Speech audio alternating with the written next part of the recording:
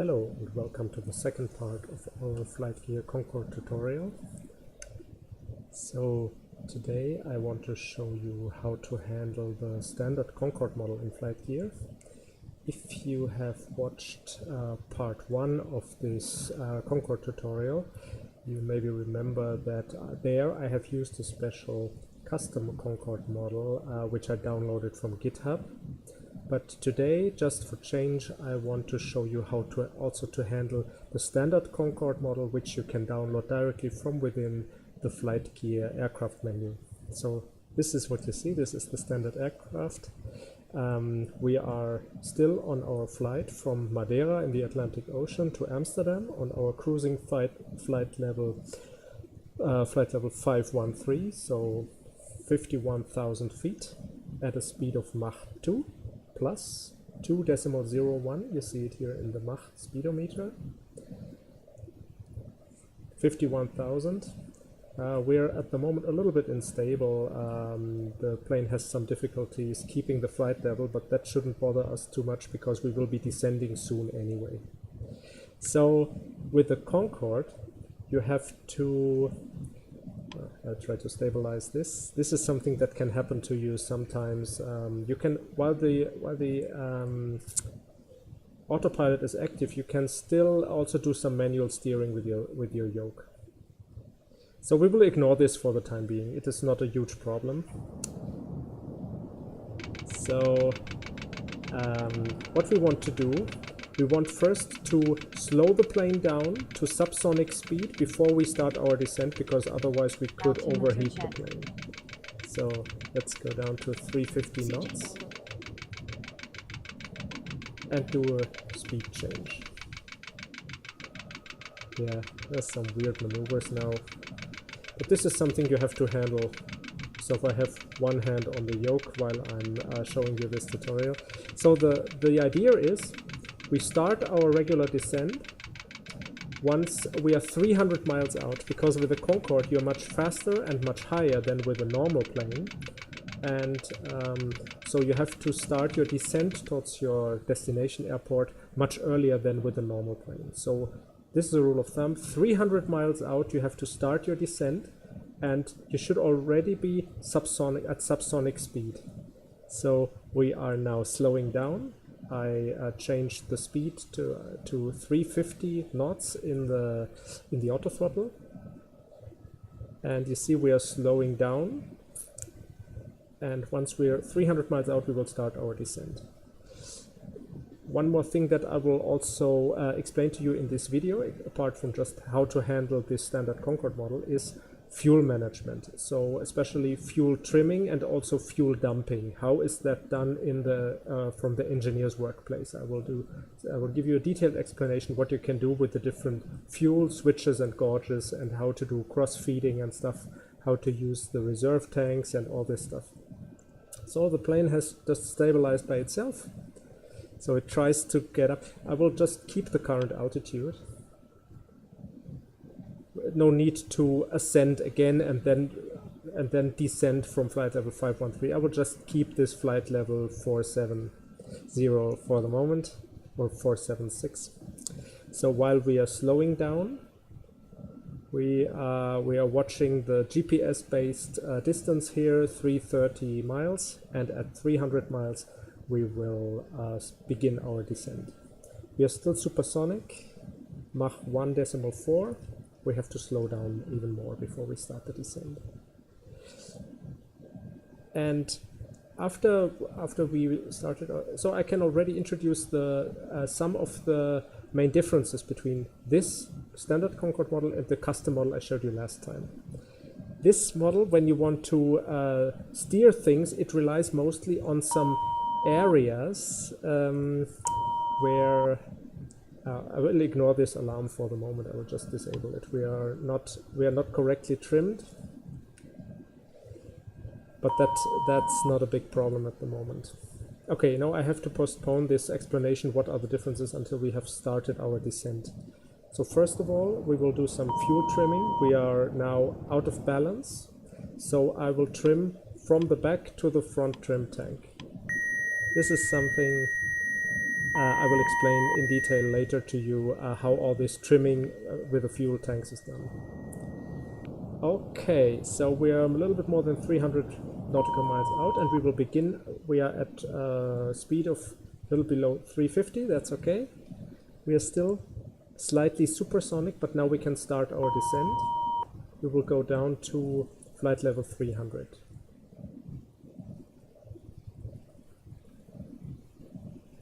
First we select flight level 300, and then we activate it pressing this flight level change, altitude acquired.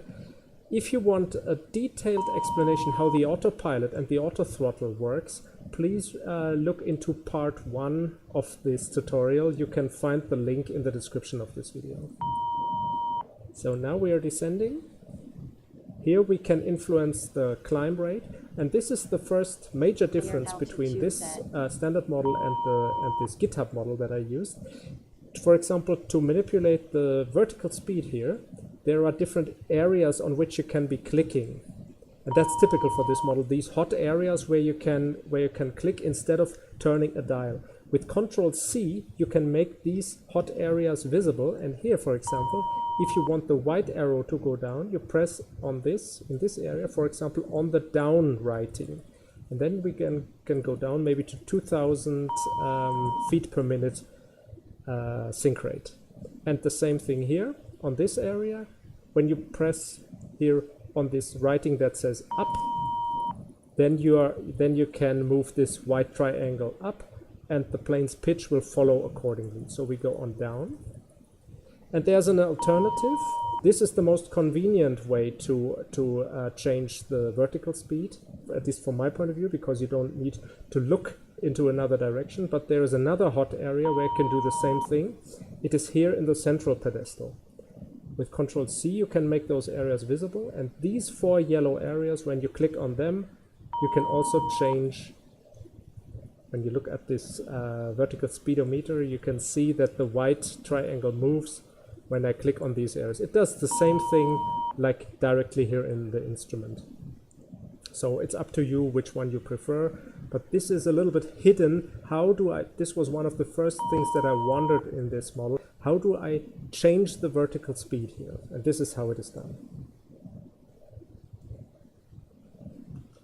Also, for example, here for the heading selector and for the VOR radial selector in this custom Concord model, there were some dials which you had to turn, and here you have those areas where you can change it in steps of 10s on the left and the 1s on the right. And this is the standard way how things can be adjusted in this standard Concord model by clicking on those different hot areas here instead of turning some dials. Okay, now that the center of gravity of the plane is back in balance, we are back between the yellow thresholds, I can disable that alarm. I'll show you how this beeping alarm is disabled. First, you disable it with inhibit, but then you want to rearm it with recall, so that if the plane is getting out of balance, that you hear the alarm again. You don't want to permanently disable the alarm, you just want to shut it down for now because we have stabilized the plane's center of gravity. So we are still descending, that's all okay. We're now at 270 miles out, so we have a quite tight schedule for our descent. I will keep the map open here so that you can see what's going on, although once you're familiar with the different instruments here, you don't need the map anymore for orientation. You can use the VOR and the inertial navigation and all that stuff. You don't need the map anymore then. But just for transparency, for today, I will keep this map open for you. Okay, so we want to descend to flight level 300 and then slow the plane down. We want to remain in this flight level for a moment and just slow the plane down more before we continue our descent to flight level 110. Or let's say 120. Sounds okay. Now, let's say 3, 3, 1. Let's do it correctly, because as far as I know, we are flying eastbound, as you can see in the map. So with an eastern course, normally you're using uneven flight levels, and on a western course you're using even flight levels, not to get into conflict with traffic coming from the other direction. So as we are eastbound, I'm using 31,000 instead of 30,000 feet as an interim flight level.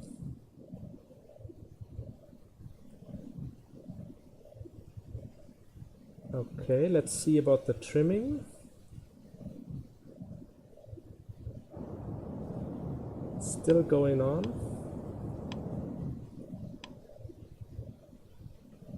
Let's have a look in the fuel.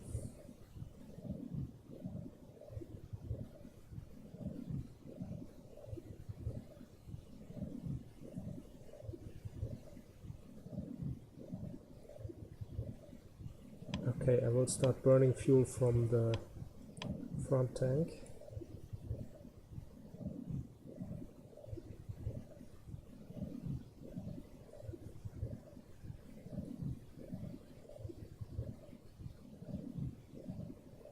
And also from the rear tank.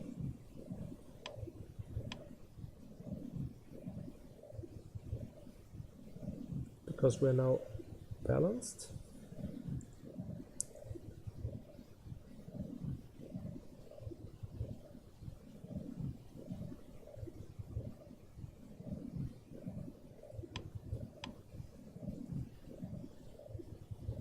Okay, I keep this menu open just as a reminder that there is some fuel trimming going on in the rear. Okay, I would rather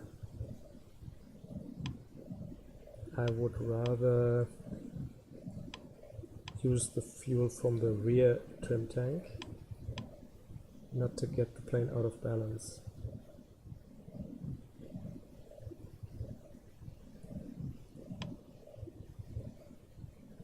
Okay, that was wrong. I opened this switch here, that was totally wrong. That prevented the rear trim tank number 11 from being drained.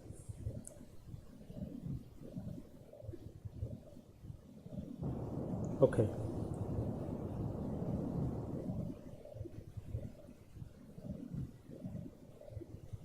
The next difference between this model and this custom model is with the F button you make the complete, here you can make the complete cockpit, all the instruments visible. When you see such an incomplete cockpit after Flightgear startup, and when you look to the side then it starts completing, this is very annoying.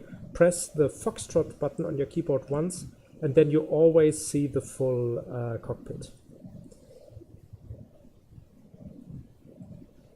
Another thing, when you use time compression, when you're at your cruising flight level 513 and you want to use time compression here just to shorten the time while, for example, crossing the Atlantic, you have to be very careful. Sometimes even a simulation rate of 2 can be already too much for the standard Concorde. It can start swinging and then crashing the plane.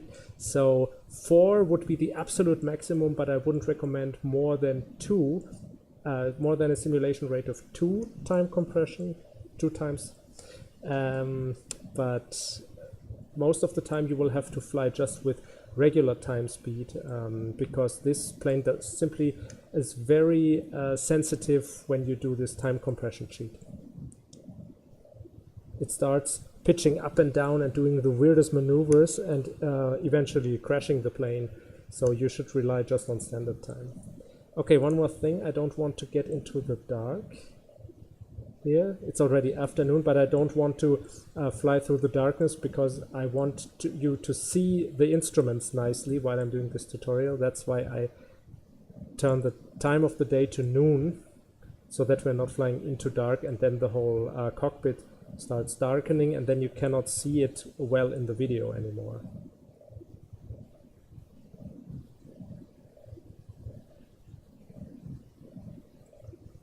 Okay, we're still descending to our... 1,000 Now feet to we're go. on our interim flight level, and we will now reduce the speed even more. We are now subsonic. See? Mach 0.94, and we will now slow down to 270 knots. And after we've done this, we will continue our descent to flight level 110. And once we continued our descent, then I will give you a detailed fuel management tutorial for this plane. While we are still waiting for the plane to slow down, we will prepare our radio stack. First, stop the fuel crossfeed so that everything is stable for the moment. And now the radio stack. Let's see. I want the distance, I want a DME information about the distance to Amsterdam because I need it for this DME arc maneuver. So I activate the nav IDs and the data. So I want to go for the ski pole VOR DME 108.4.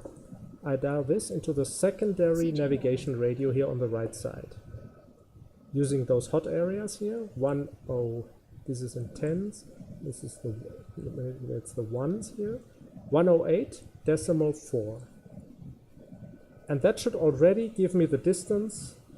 Here you can see immediately so we are already in range of this DME, VOR DME, and it shows me already the DME based distance to this beacon, which is located quite in the middle of the Amsterdam airport. And secondly, we will do an approach for runway 18 right. And the frequency for the ILS is 110.1. And the radial is 182, so it's southbound. So 182, it's already dialed into the VOR radial here, and 110.1 we need. And now we are prepared also to receive the ILS signal from runway 18 right, which is our target runway for landing. Okay. Okay, maybe I shouldn't close the map. Just keep it open so that you can see what's going on in terms of navigation and also the DME arc. Okay. And now we are still too fast because we are descending at the same time. We keep the flight level, make sure that we slow down to 270 knots, and then we continue our descent. We can already prepare the target altitude, and this is the typical way that the instruments in this Concorde are working. First, you select a target value, for example, 11,000 feet. And then later you activate it. For example, a flight level change with this button or a speed change with this button here. But this is very typical for the Concorde, not so that you don't do any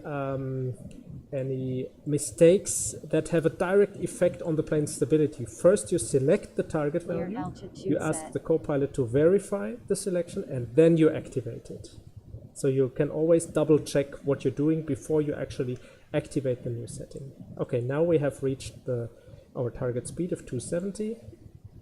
And we can even open the visor to create more drag. It acts like a speed brake then. The windshield will be our speed brake because this plane does not have any flaps or air brakes. That's why we use this angled windshield here as our speed brake. When you're subsonic, you can fold down the visor, which is for aerodynamics and for protection against flying objects.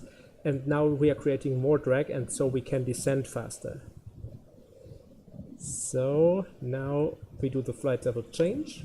Also with the vertical speed, we want a sync rate of 2,000 feet per minute. Okay, that's it.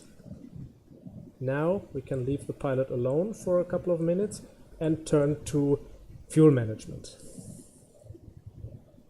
Control Echo to go to the engineer's process. Before we do that, we go from cruise to climb mode. That's in the overhead panel. Okay, and now the fuel tutorial. So let's have a look in the standard fuel menu. Here you can see this plane has got 13 different tanks, and each tank serves a specific purpose. The first 4 tanks here, 1, 2, 3, 4, these are the gauges for them, 1, 2, 3, 4. They are the collector tanks, and they are directly attached to the 4 engines, so you must make sure that they never run dry. You see, they are running dry at the moment. I have to take immediate action, so I messed up the fuel management. We are almost out of fuel in the two in the collector tanks number 2 and 4. That's because I forgot to open the outlet valves of the main tanks number 6 and 8. So now they are recovering, and now we can continue. So first of all, these are the 4 collector tanks, and they must never run dry, otherwise you're in risk of a flame out in one or more of your engines, and that must never happen. You can restart them in the air, but it's very difficult. So you better make sure that there's always fuel in the 4 collector tanks. Then the next 4 tanks, 5, 6, 7, 8, these are the gauges, 5, 7, 6, 8, they are your big main tanks. So that's where you keep most of the fuel for those long-haul flights. We have already used up all the fuel in the tank number 5 and 7, so I will now cross-feed. First of all, I will balance the plane by using the trim tanks. We have also 3 trim tanks, number 9, 10, and 11. Number 9 and 10 are front trim tanks, and 11 is the rear trim tank. And now we are out of balance. The plane is too much trimmed to the rear, so I will be cross-feeding fuel from the rear trim tank, number 11, into the front trim tank, number 9. Okay, and that should make this white line here, the center of gravity, ascend in the scale until we are back between the 2 yellow thresholds. And those 2 yellow thresholds, they are not static, they are moving depending on the plane's attitude and speed. So, and also the altitude. So they are spreading and they are moving up and down the scale, and you as an engineer, as the board engineer, you have to keep this white line always between the 2 yellow lines by cross-feeding fuel between those 3 trim tanks. Trim tank number 9 and 11, they both have inlet valves here and outlet valves, so you can pump fuel back and forth between the 2 of them. Trim tank number 10 only has outlet valves, so once this fuel is used, you cannot refill trim tank number 10. You see it is empty and we cannot refill it. Now we are back in balance, so I can disable this beeping alarm.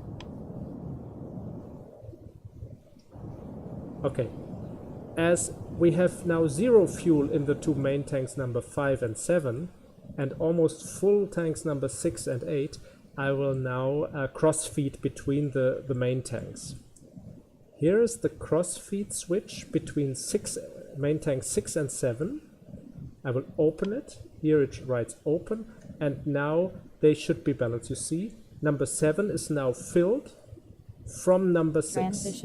Number 6, main tank number 6, is feeding fuel into the collectors to keep the engines alive, and at the same time it's draining fuel into number 7 so that we can balance those to make sure that all 4 collector tanks are fed in the same way. And the same thing we do for the right side of the plane. We open a cross-feed valve between number 5 and 8, and that will make fuel tank number 8 also feed some fuel into the empty main tank number 5. That's what we do now. And you see the quantity in number 5 is now rising. Okay.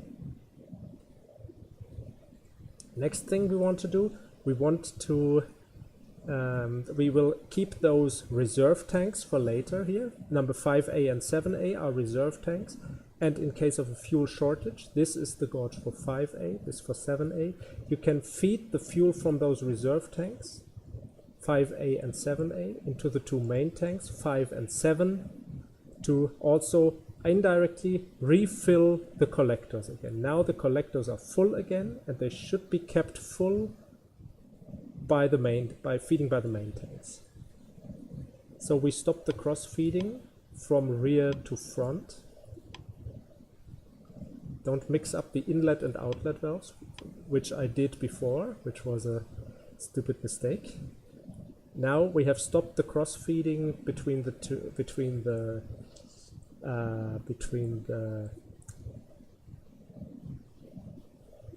trim tanks. And what we can do now is we can now dump the fuel from which is still in the main tanks, because we must make sure that we are not too heavy when we are landing. So first we wait until those 4 main tanks are leveled, and then we will dump the fuel by using those jettison valves. Here are jettison valves for the tanks 1, 2, 3, 4, but they will immediately be refilled by the main tanks 5, 6, 7, 8. So in fact, when we open those jettison valves, first of all these 2 main jettison valves, and then those 4 for the collectors, we will indirectly drain the main tanks and not directly the collector tanks, which must not happen. You can also drain your rear trim tank number 11 by opening the main jettison valves here and those jettison valves for tank number 11 down here. Like this, you can also drain your rear trim tank.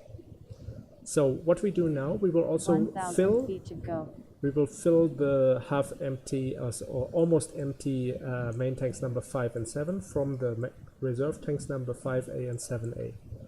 We open the outlet valves for 5A and 7A, and here are inlet valves for number 5 and 7, so we cross feed from 5A to 5, from 7A to 7, and you should see here, you see 5A and 7A, the quantity is decreasing, 5 and 7, the quantity is increasing. And the goal is to more or less level the fuel in all 4 main tanks.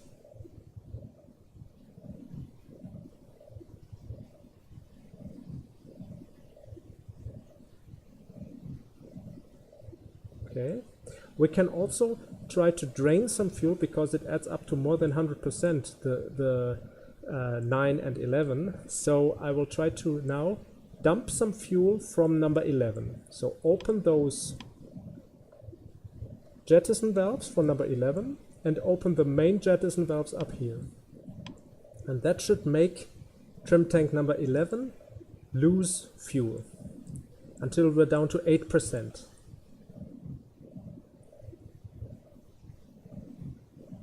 Let's have a quick look at the distance to our destination. Below 100 we have to pay special attention. Now we're at our flight level. We go down to 240 knots. Okay. Let's continue the fuel tutorial. So we are emptying number 5 and 7. Still the cross feed valves between 5 and 6. And between 6 and 7 and 5 and 8 are open. Okay, now we stop the fuel dumping. Let's see from outside. No, you cannot see any chemtrails here from the fuel dump. It is not animated. Okay, we stop the fuel dump from number 11. The reserve tanks 5A and 7A are empty. We close the outlet valves for cleanup. And now we will be dumping the fuel from all 4 main tanks, so that we are only for the rest of the flight, which is very short, we will only be relying on what remains in the collector tanks. They are still big enough to at least go for a distance of 200 miles. So we open the main jettison valves, and now we open those jettison valves for the collectors 1, 2, 3, 4. That will drain fuel from the collectors, but it will immediately be refilled from the main tanks. So as a final effect, we are emptying those 4 main tanks very fast. Also have a look at the have a look at the center of gravity. We are now trimmed too much forward. So we are cross-feeding from front tank number 9 into rear tank number 11 again. Let's see, that works. So 11 is increasing, 9 is decreasing.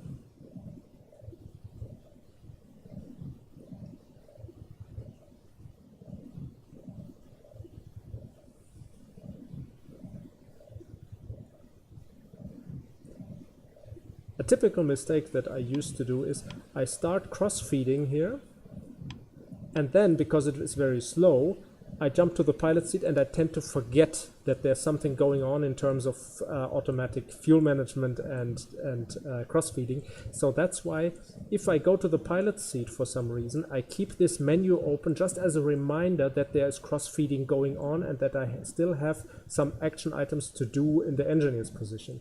That's why I use the fuel menu always as a little reminder. Okay, we can now, as we are dumping fuel from the main tanks, we can now return to the pilot's position and start descending even more. We will go down to flight level to 5,000 feet.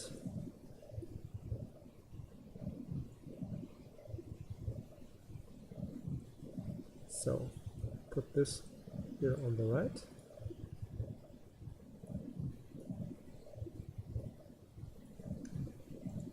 First, as usual, we select 5,000 feet in the altitude selector.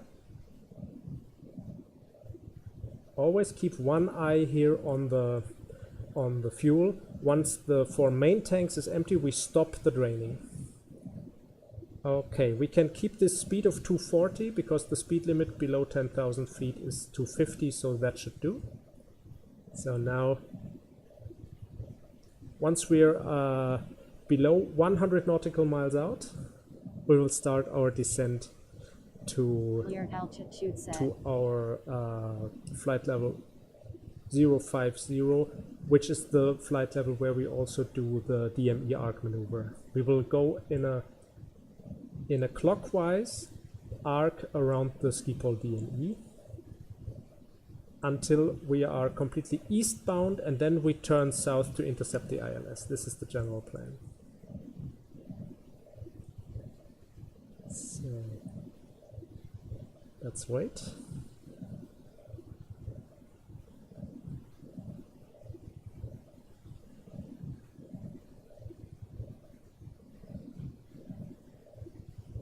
As soon as the first main tank runs completely dry, now it is the case. So now we start our descent at a low descent rate. It's okay because we still have plenty of distance for this descent. Or to maybe 1,500 feet per minute. Okay, now we stop the fuel dumping. Close the main jettison valves and close those 4 jettison valves for the 4 collector tanks.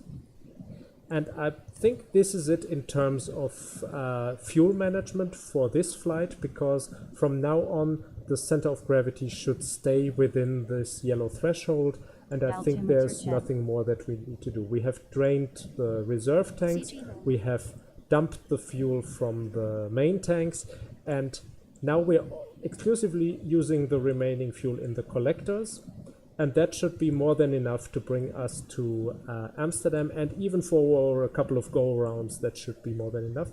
And as a last option, we could also use and burn the fuel from the 2 trim tanks number 9 and 11. When we use it, when we open the outlet valves of both of them at the same time, then the center of gravity should stay fairly stable, should stay in the same position, while we are burning the fuel from number 9 and 11 via the collector tanks. So I think there's not more to do about fuel management. This was this little integrated fuel management tutorial in this video. So we can close this, go to the pilot's position.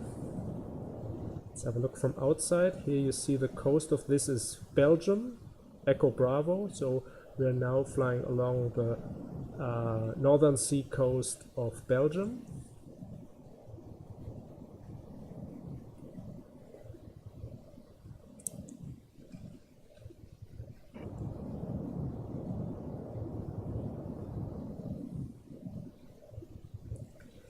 And when we're approaching our turning point to start the DME arc maneuver, I will reduce the speed even more to 210 and lower the nose. As I said, this plane does not have any flaps or air brakes.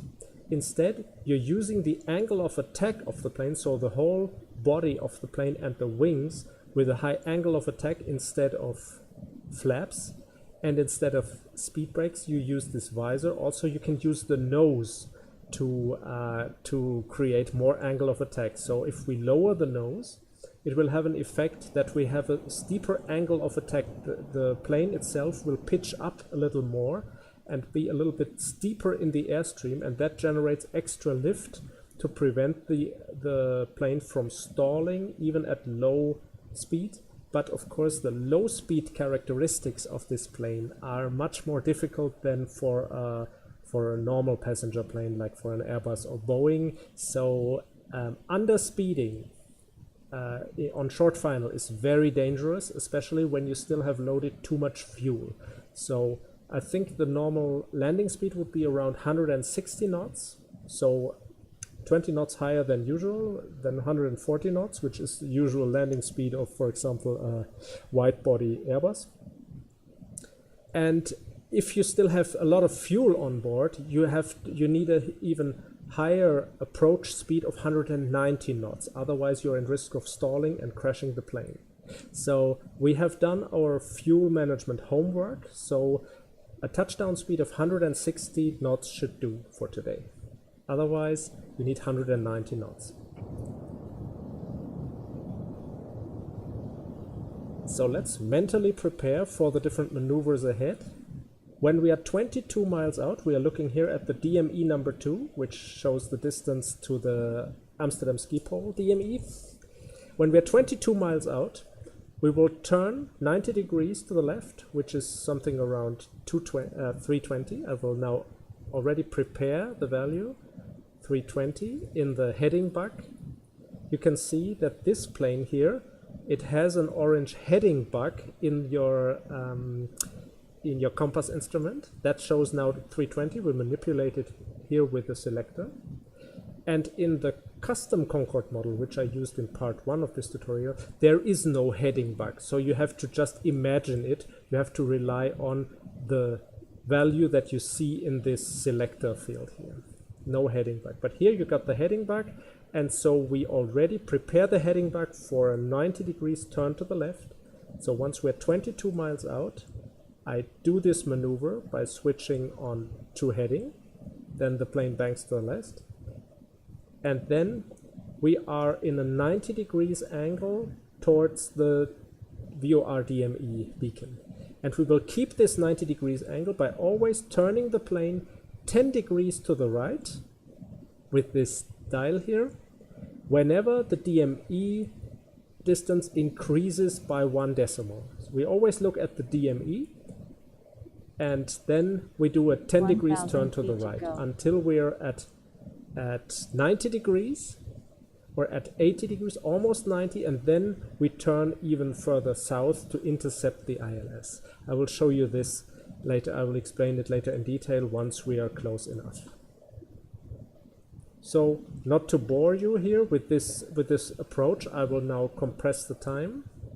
When we're not on cruising flight level, it is fairly safe. Then the plane does not start swinging. So I use a 4 times compression.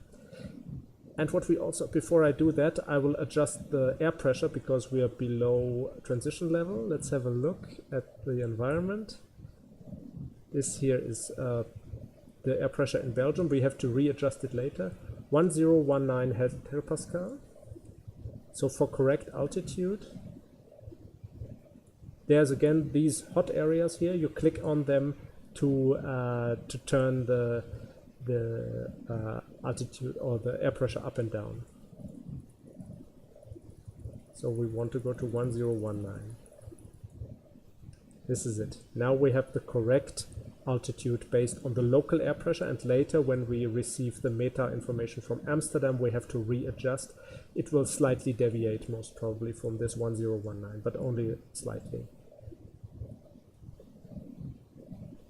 Okay. Now we use time compression to get closer to our turning point of 22 miles out. 4 times. Let's check that everything stays stable. The altitude, the speed, the vertical speed, the center of gravity. While we do this, we can have a look at the surroundings. Here's an island in the Northern Sea that we are crossing. Some ships, some windmills. So we can enjoy the view while we're approaching to our DME arc turning point.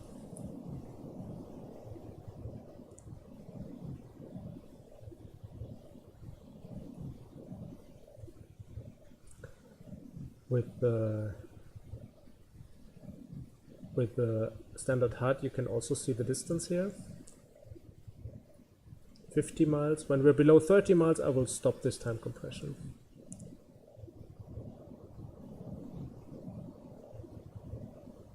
You see, we already are using quite high angle of attack because we're flying already quite slowly. So that's why we have to create enough lift by using this high angle of attack. The plane does it automatically. And later on short final and during the landing procedure the angle of attack will be even higher. You see, though, you have maybe seen on some real-world videos this really impressive pitch angle of the plane when it's landing. So 37. Let's go back to the pilot's position. 35. And below 30 we will slow the plane down to 210 and put the nose down to a 5% angle. 5 degrees, not percent, 5 degrees.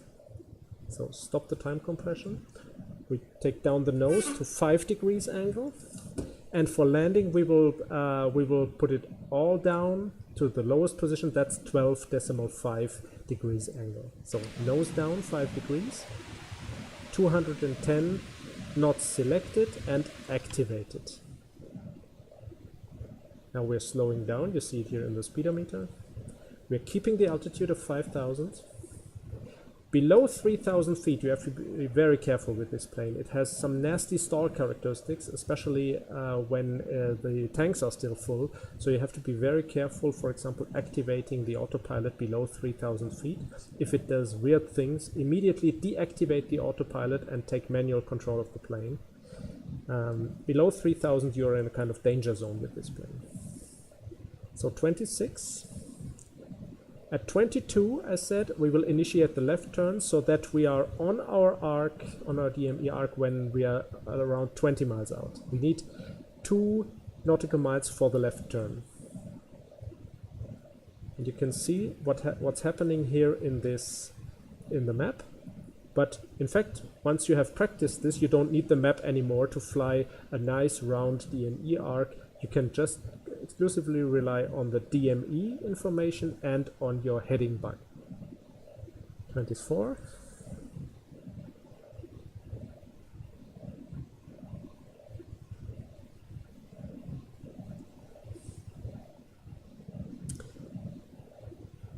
I should also turn on the landing lights. I should have done this much earlier when we are below 10,000 feet, but better now than never. You need it at least for the approach then, for the short final. At 22, I will press 2 heading to make the left turn. Now the plane should bank to the left. It does. And the wings should be leveled at around 20 miles. So as a rule of thumb, for such a tight turn with 210 knots, you need something around 2 nautical miles.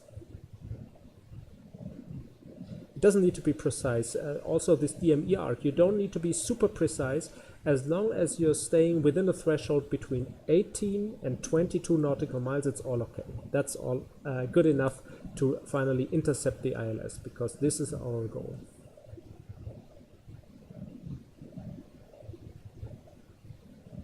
Also, to determine when you have to do those 10-degree right turns, don't think in absolute numbers, but in relative.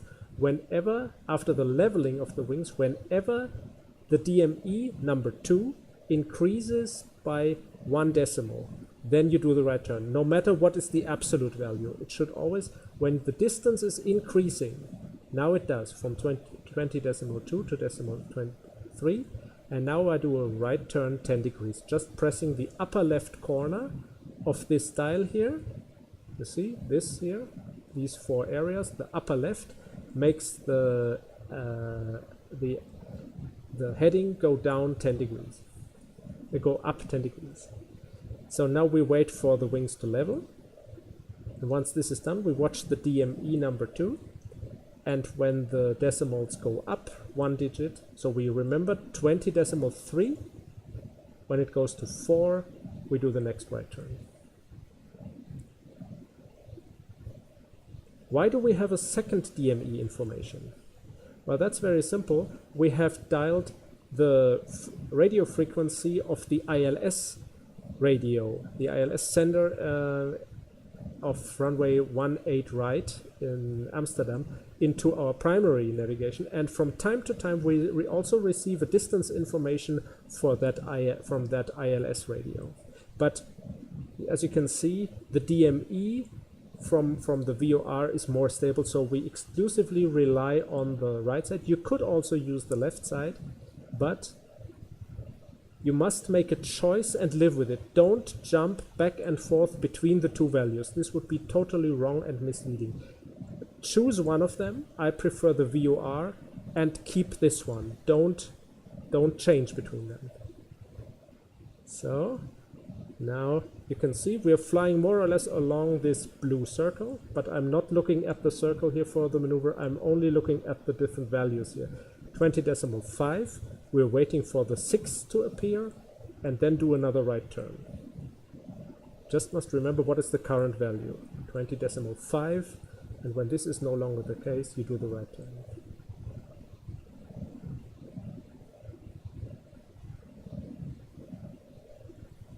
Decimal 6, we do the next right turn. It's very simple once you've practiced this. You also don't need to calculate all the angles and headings for the airport beforehand, because you never know what will be your destination runway in the end. It's the ATC who decides depending on the wind direction. So if you just go for some rule of thumbs, or for some rules of thumb, then you are good to go. You don't need to do all the math before starting the flight. 20 decimal 6, we wait for the 7 and do the next right turn. And how often do we do these right turn maneuvers by 10 degrees? Well, we know that the runway orientation is 182. We know it from the map. So before we turn right, we should be eastbound in a 90 degrees angle. But a 90 degrees angle could already be too late. So I'm doing this right turn to intercept the ILS. I will turn to heading 150, or maybe 140 would be okay. Not 115, that's too much. I'm doing it when I have reached an 80 degrees angle here, 80 degrees heading 080, because 90, that's already on. When you're at 90, you're already about to cross the ILS signal. That could already be too late. So I'm subtracting 10 degrees instead of 90. I'm choosing 80, and then I'm doing this sharp right turn to intercept the ILS. 20 decimal 8, we wait for the 9.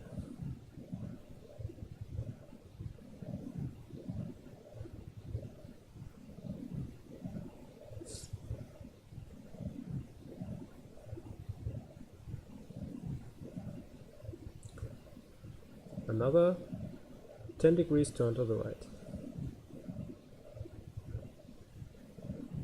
So this can be a little boring, that's why I will use time compression here. You have seen the general principle. I go to 2 times time compression to speed this process up. 21.0.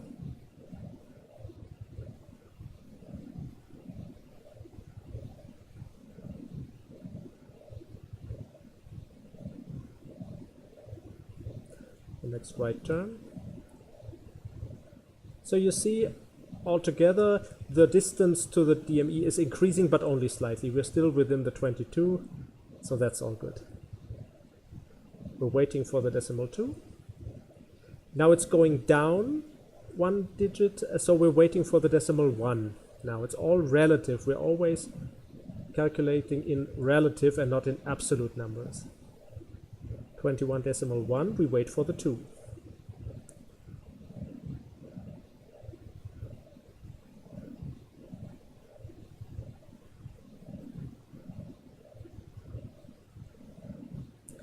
Zero, we wait for the 1.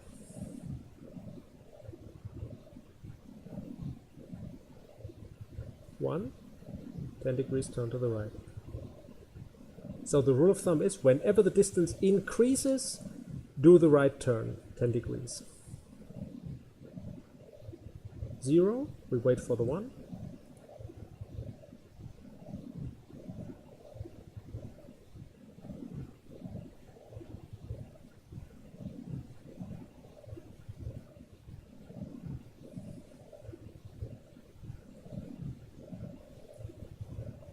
Degrees.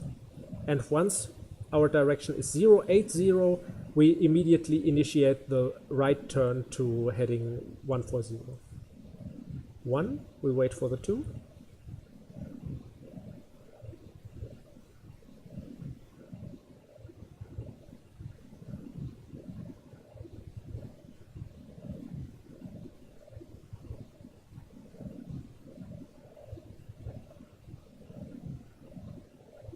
There it is. And when we're at 70, I will stop the time compression, because then we're getting close to our ILS interception maneuver. 2, we wait for the 3.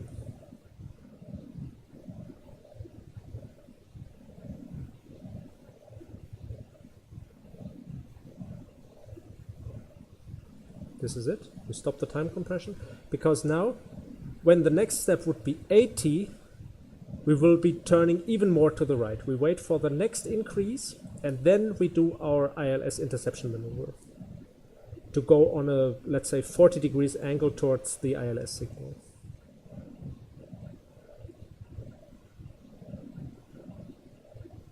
Just make sure that you don't overshoot the ILS signal. You can do the turn too early if you want, but you should not do it too late. That might lead to a situation where you have to go around, because you do not succeed to align with the runway early enough. So then, instead of going to 80, I will go to 140 once the decimal 4 appears. Now we do the right turn to 140. And we will descend to 3000. Now, just some quick facts about the autopilot, just the basics that you need to know. When we intercept the ILS, when this yellow needle starts centering, we go on VOR lock to align with that ILS signal. Then I will also immediately press landing. That will automatically adjust the speed then. But there's also a danger. If the speed gets too low, below 160 knots, I will deactivate the autopilot and auto throttle to keep the plane from stalling. Then, once we are leveled on one level with the glide slope, that's when these two small yellow triangles, when they are aligned with this center line like it is now, then I will press the glide slope button to make the plane follow that 3 degrees glide slope down to the runway.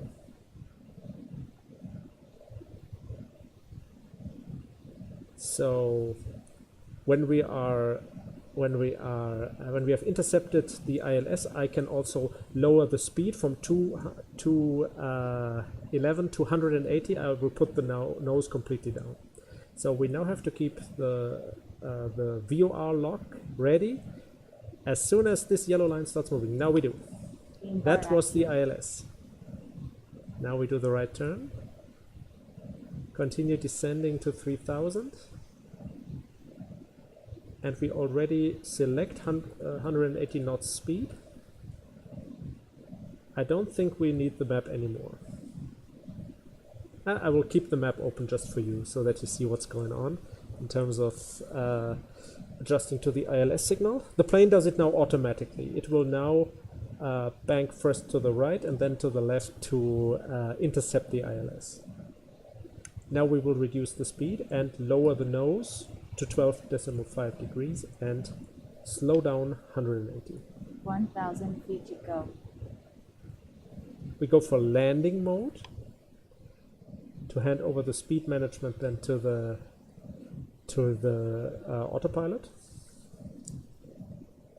And now you see those yellow triangles, they have changed their position. Now we are below the glide slope, but we are keeping our flight level, and the glide slope is oriented in a 3 degrees angle. So sooner or later we will be crossing the glide slope, and that's the case when these two yellow triangles are on the center line here, aligned with the center line. And then we press GL for glide slope, and then the plane should follow the glide slope in a slave mode. You see here now we are aligned. You see that matches also with the ILS signal. We are now on the ILS, straight ahead, and here also on the map you can see that's okay. We don't need the map anymore.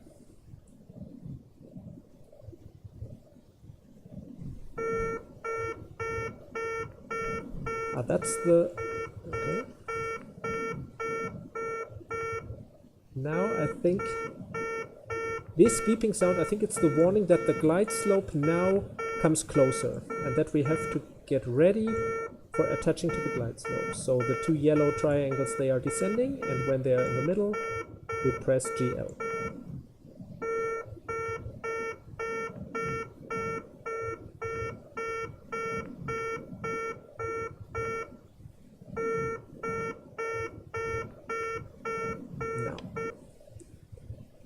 You see, the beeping has stopped. So this beeping sound, I think it was a reminder that we are getting close to the glide slope and that you have to get ready.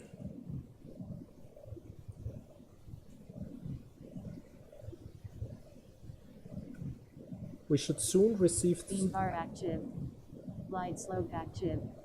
See, some information from the board computer. Altimeter active.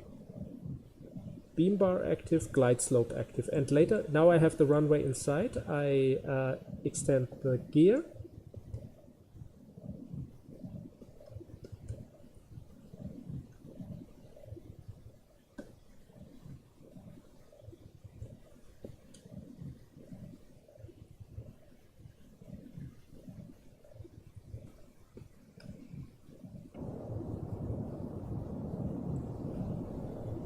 Then there should be a message saying cut 2, that we're bound for automatic landing, but watch the speed. You should not drop below 160 knots.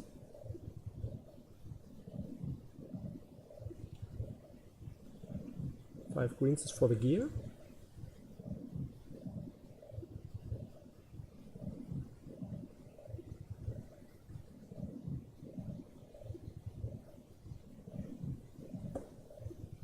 Cat 2.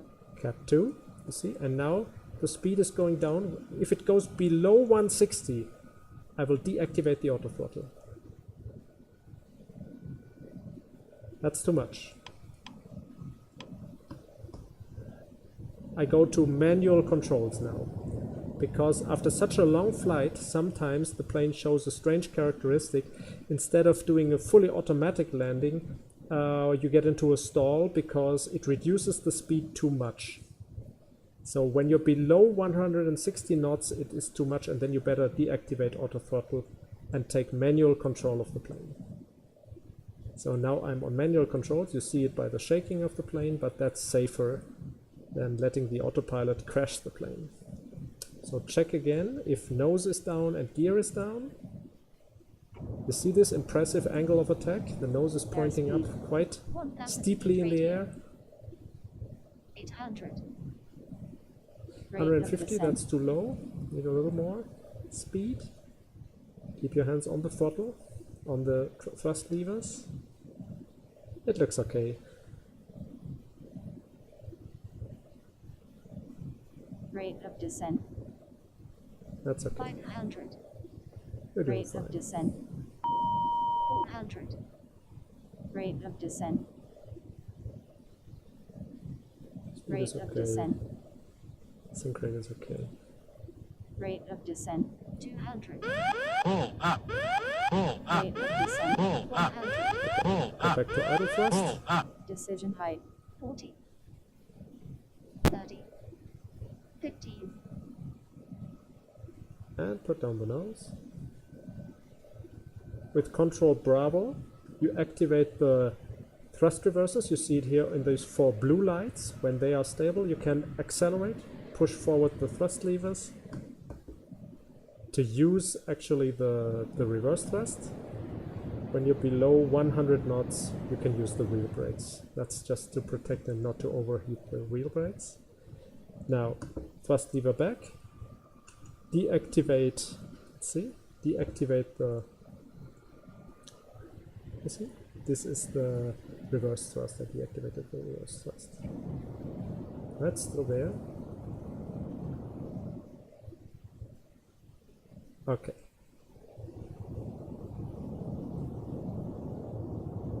Put up the nose 5 degrees to 5 degrees.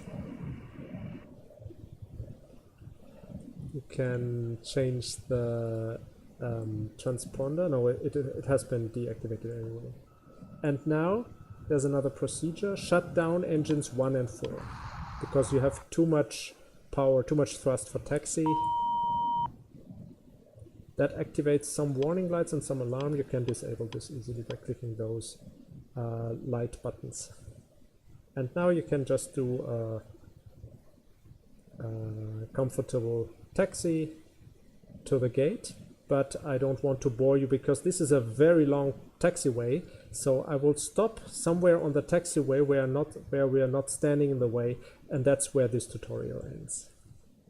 You can imagine the rest, how it would be to go for the complete taxiway and then go to some of the gates in Schiphol. So there's a good position here on the taxiway where we can just park the plane, not to stand around in the way. Speed limit is, as usual, 30 knots for taxi.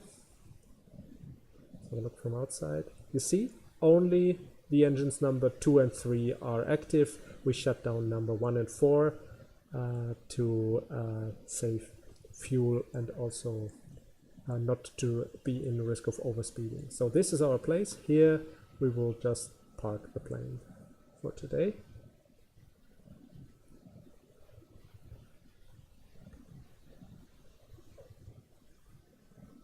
Stop the plane. Then fold up the nose and the visor for rain protection. And stop engines number 2 and 3. Activate the parking brakes. Kill those alarms.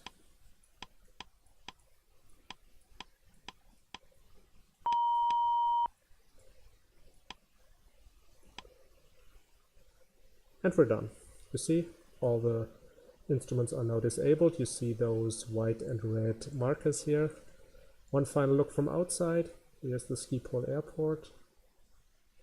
The runway where we have just touched down. And that's it for today. I hope you enjoyed this second part of the Flightgear Concorde tutorial. Thanks for watching. See you again next time. Goodbye.